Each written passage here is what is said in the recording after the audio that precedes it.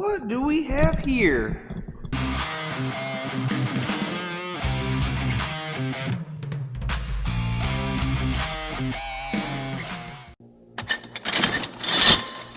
All right, well, 64 new scrapers, 32 new seed guards, which I haven't talked much about these, but the seed guards, that's an old one, kind of goes right here. So your seed tube sets down in here like this. When you put the blades on, this seed tube guard not only protects the seed tube, but it also keeps the opener disc spaced at the correct width so that you get the proper width on your seed trench. Well, as you can imagine, discs are constantly turning against these guards and wears down these fronts to where over time you have to replace them. So we're still waiting on 64 discs from Deere, but I don't quite need those yet because I've got to get each and every one of these seed tube guards replaced. But you know what I just noticed? My workspace is a little crowded. It's a little dirty, and that's just not going to work. So we got some cleaning to do first. All right, let's see if we can do this all in one shot. I don't even know what that did. Got rid of my scrapers. Let's see if we can do a little better. Now we're making some progress. It's still a little crowded in here. Let's go ahead and get these gauge wheels and meters out of my way. Well, that looks a whole lot better. Let's get the floor swept, and it'll be time to start on this planter. But I don't feel like doing it. I think I got one more snap in me. All right, now that I have a clean area to work in, it is time to start removing all of my old seed tube guards. Normally you would do that with a hammer and a roll pin punch, but I'm replacing the roll pins as well, so I'm not worried about damaging them. So hopefully this will make it a little easier and a little quicker.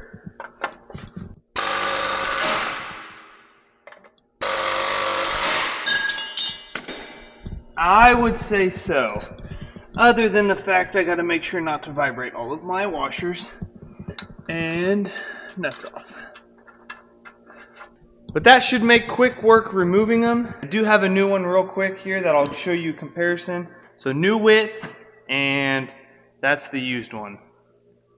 So I would say there's easily 25+% of that width that has been worn away.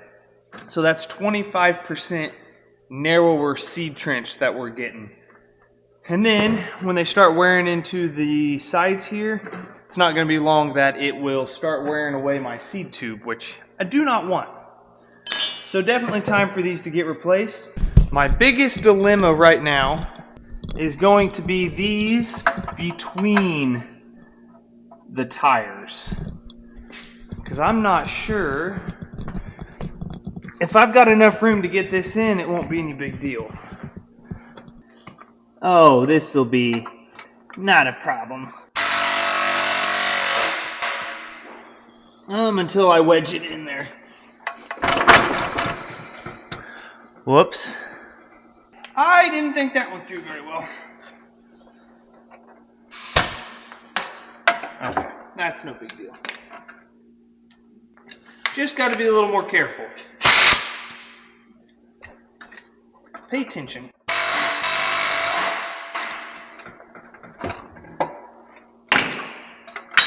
Yeah. And I lost my washers again. Definitely vibrates the heck out of it.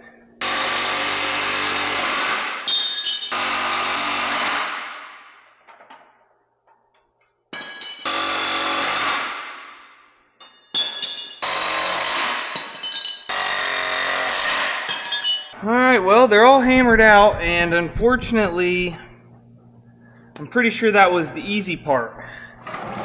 So now, and I say that because, well, I didn't care how I got the old ones out as long as they came out. But these new ones, I gotta be a little more careful because I don't want to damage the new roll pins. It's as simple as sliding this up and pushing this in, but pushing it in is going to be the fun part. I'm going to attempt to use the air hammer again and just see if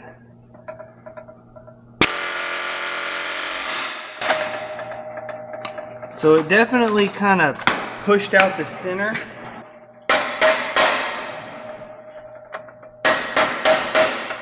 I think that's what I'm going to do. I'm going to use the air hammer to get it started, and then my regular hammer to kind of finagle it back and forth how I want it. That will sit down in there like so, and we have our seed trench width will be to spec again, and we'll have full protection going forward on our seed tubes. So that makes one down and 31 more to go. I'm not gonna lie to you guys, these are not going in as smoothly as I made that first one look. I've been fighting this one, shoot, probably half an hour, and I just cannot get the roll pins started inside this. Between holding this, holding the roll pin, holding the punch, and then swinging the hammer, it's being a nightmare. So I'm sweating, I'm frustrated. It's lunchtime, so I'm getting hungry. Luckily, I just got a phone call from John Deere. The rest of my disc openers are in, so I'm going to go ahead and make that trip, grab all of my parts from Deere, and maybe I'll come up with something to get these in a little easier. Wow. Well, I thought waiting until this afternoon to pick these discs up was gonna give me a little bit better weather, but no, it is just as nasty outside as it was this morning.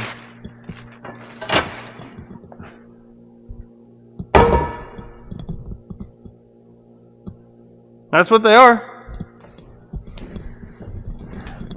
They look just like the other one, but they're still black, and hopefully the bearings are good. Well, I guess it's time to get back on these. The only thing I came up with, or I guess technically Dad brainstormed a little bit with me, is some of these are just a little tighter than the others, so I've got a drill bit that it's too small, so it's not going to drill out the center, but if I have to, I'll just kind of bevel out the edges a little bit, just angle it just enough to help me get that roll pin started. And that should make it a little easier. Kind of like that. It's just getting them started that's difficult. Once they're started, it's not been an issue.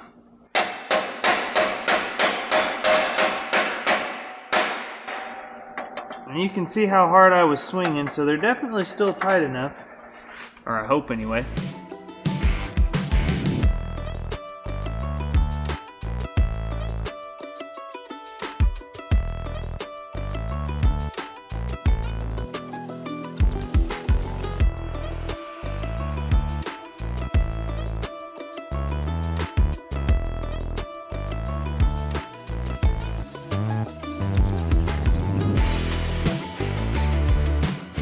Well, I was pleasantly surprised with how the rest of those went on. Even the ones here between the rows, which I thought were going to be a nightmare to get into and hammer, didn't do too bad. So all 32 rows of the C-tube guards are on.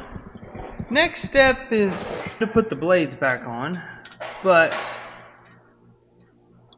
it's a total shot in the dark with these new.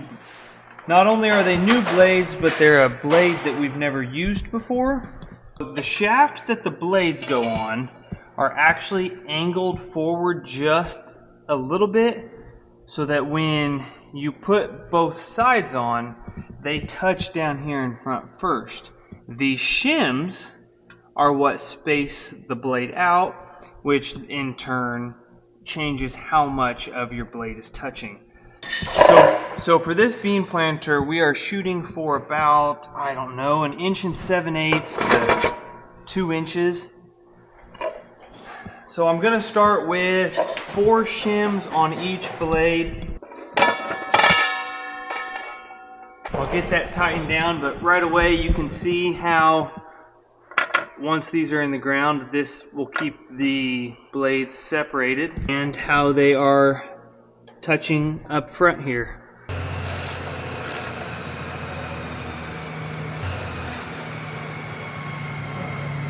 All right. So one trick we use is if you take a well, look at that. There's nothing touching. So I've got way too many shims in there. So I know, got to take a few out.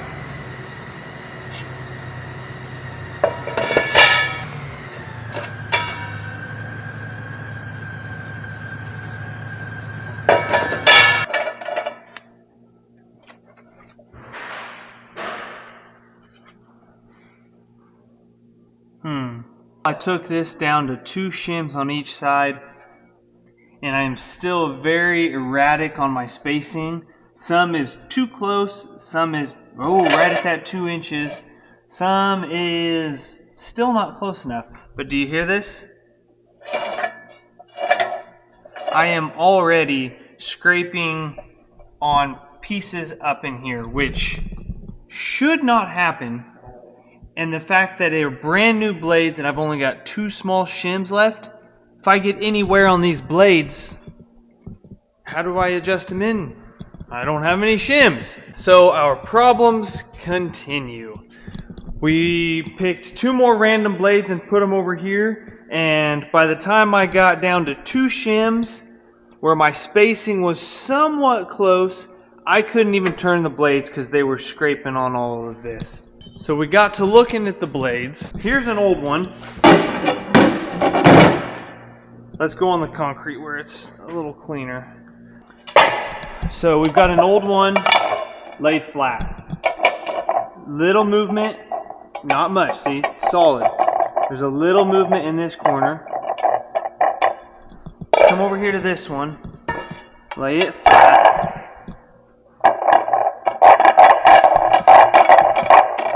I've got movement all the way around. Brand new blade. So what's going on, or what we can tell, is that the blades are almost rounded, which is the exact opposite of what I want, because now my center hub, my rivets, you can tell this is one of the ones I just tried to put on. I was scraping. My tip needs to hit long before any of this does. So back to deer.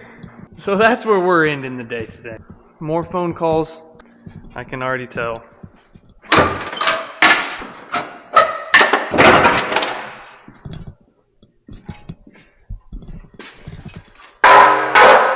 While we're in limbo on those discs, let's focus on these. Are the starter weights for our 8R tractor that we just finished chipping in the previous video, and this is what it's going to look like. So that 8R, which is actually in the shed, has no outside wheel weights. So in order for us to bolt wheel weights onto it, you have to have this starter weight. Ergo, this pallet, in order to bolt those on. But the 8R, it's nice and shiny. These wheel weights, nice and shiny. Not so much. So we're going to prep these a little bit, get a nice yellow coat of paint on them.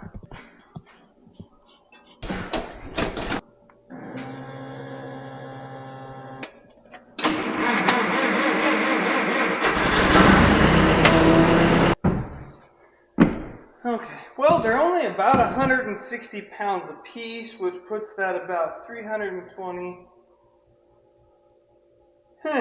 Think I can slide it on my own? Oh yeah.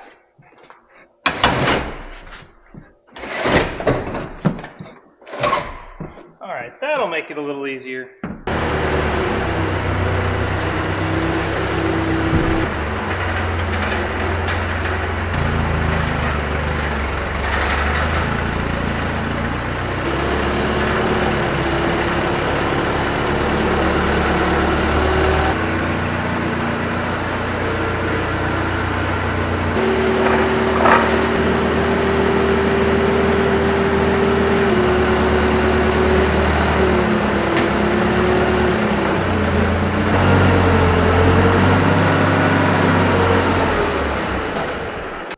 Well, I think that's going to be the easiest way to do this.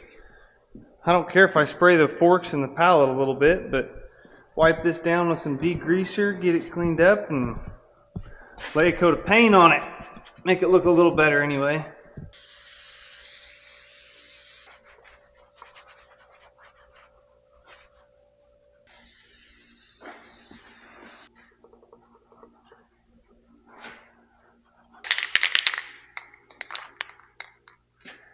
This is one of those projects where I got to make sure my OCD doesn't kick in, because they're tractor weights. That's what I'm doing. It's like every nook and cranny. Yeah, it's like they're gonna get scratched up, just make them look a little prettier.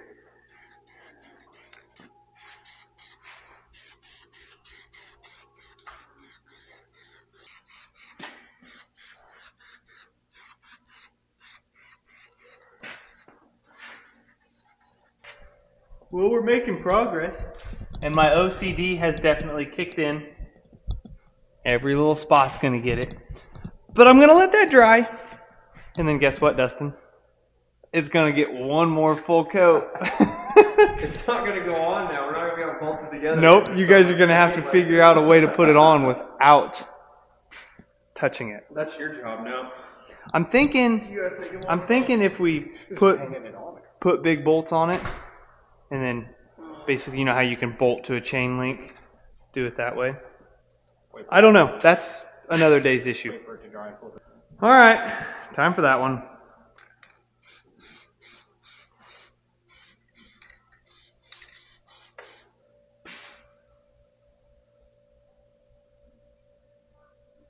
Coat number 3.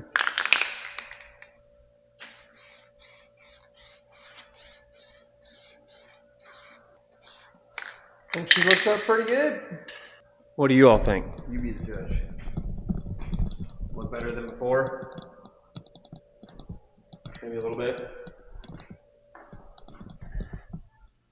Well, I'd say they did a pretty darn good job. It's going to look a whole lot better. Like I said, now we're just going to have to find a way to put them on without scratching them back up. Because metal forks digging in there, raising them, it's not gonna work anymore. But while they were finishing that up, Dad and I, well, we ran to John Deere once again. But look what we got here. Another set of 64 more blades. The difference between these are true Deere blades.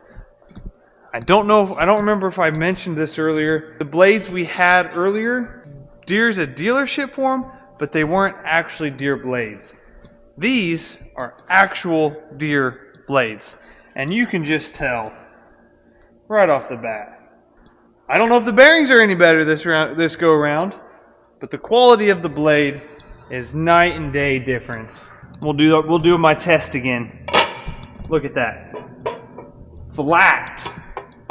Nothing. No wobble or anything. Much cleaner edge, much nicer finish on the blades. So I'm going to go out on a limb. I'm going to say these are going to work this time. Hey, who's this? Who's this? Like a raccoon in the garage. Come here. Wow. Oh, and exploring time. Come. You're getting that on camera. All right, what's her name? Nagini. Does anybody know where that's from? I didn't. Kyle thought I should have, but I didn't. Got a little trivia for you guys today instead of a fact. Kyle's new puppy is named Nagini. Let me know if any of you guys know where that name comes from. Say hi. Say hi. I want to lick it and I want to bite it. All right. Hope you guys enjoyed the video, and we'll see you in the next one.